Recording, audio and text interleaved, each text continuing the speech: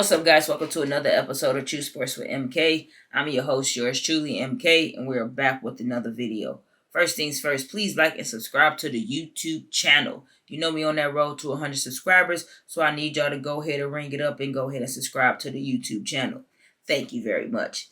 Now, the Hornets have not had the offseason that they planned or that they hoped. They missed the playoffs ball's first two seasons, as well as their rising star Miles Bridges has been arrested on domestic violence charges.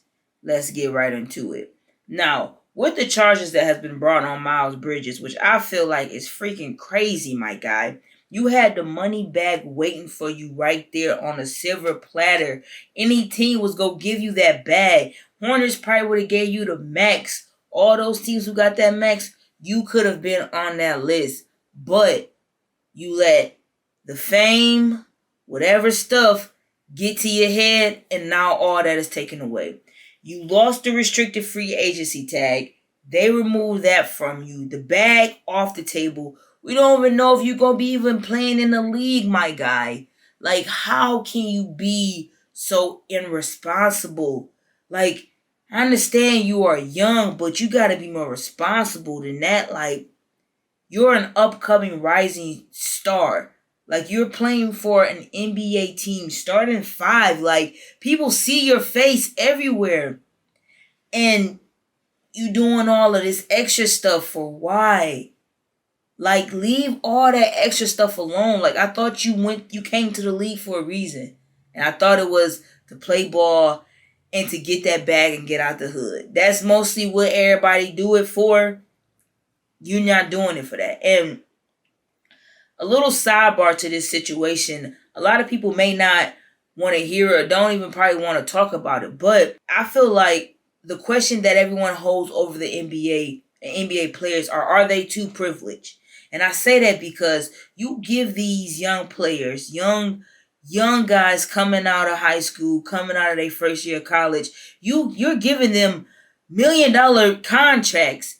And that's a lot for a young cat coming out the hood or just, coming from nothing really. That's a lot. You give them all of that and they go into the league and do whatever. They get in trouble. They get in legal issues. Do all different kind of stuff. They get into all of that. But they're making so much money and don't have a care in the world about the game. And you have women who are mothers who come into this game, play basketball for a living, for an income, for their family, do it, play their butts off on the court every time, hardcore, but they can't get nothing. They can't get no type of contracts, no type of money. But you get these young cats coming straight out of college, money, and they come in the league and don't play for the game. They come in and they do unnecessary stuff. That's like, what you here for? What you in the league for if you go be doing all this extra other stuff? Like, I'm all down for branching out. Once you in the league, branching out, you go do rapping, go ahead. But when you get into that unnecessary distraction that messes up your NBA image, and you tearing that up by doing this other stuff. But you got women who come to practice, come play their hearts out on the court, and go home to their kids who giving birth. They doing all of that, but you can't give them nothing. I feel like that's that difference between women's sports and men's sports. That's that big difference in comparison. Now, not saying that he's going to get off of these charges. I'm not saying that because it's a possibility he's not. It's a lot of evidence they got up against him. But are they too privileged? That's the question at hand when I look at this Miles Bridges situation. But back to the Hornets. Now, even though the Hornets offseason is not starting off right, they did do some good draft picks. They got a center, Mark Williams. He's a traditional center. He protects the rim as well as he's heavy on the rebounds. So that's something good that they should have on the court. Because last season they really didn't have any big centers that they can really depend on, play the traditional center role. So adding this new young center, I feel like that could be a good help for the team. As well as he's young, he could fit right in because the Hornets is a young upcoming team. They also got a backup guard, Bryce McGowan. Now he don't have too much. He don't got too much game but he is a good shooter off the bench that they can use as well. I did hear that the Hornets is trying to pull off a sign and trade for DeAndre Ayton. He plays for the Phoenix Suns. We talked about him last episode. Ayton is a young player who can potentially grow into a superstar player.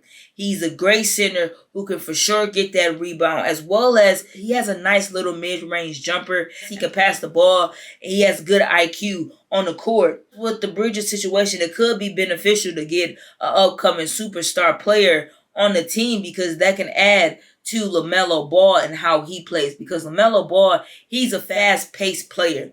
He gets the ball and he's running. And if he got a center that's running already down the court, he's definitely going to throw that ball up to him and he go catching it, bang that thing.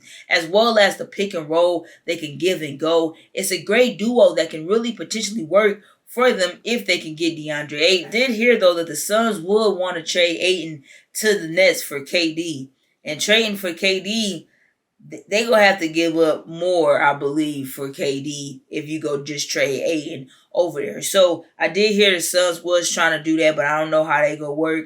Nets may want more than just Ayton for him. If they cannot get that trade with the Brooklyn Nets, I'm pretty sure the Hornets has numerous of players that they could trade off. I know for sure you got Gordon Hayward and PJ Washington that they could potentially trade for DeAndre Ayton if it came down to it. So who knows what the Hornets may do during this offseason. Hopefully they can get a good rising star that can contribute with a LaMelo Ball, because with the Miles Bridges situation, it's not looking too good for him, and I don't know what's going to happen next. But I'm going to keep y'all posted because the offseason is just getting started, and we don't know what's going to happen by the time the NBA season get around here. So y'all stay tuned. I'm your host, yours truly, MK, and y'all go ahead and like and subscribe.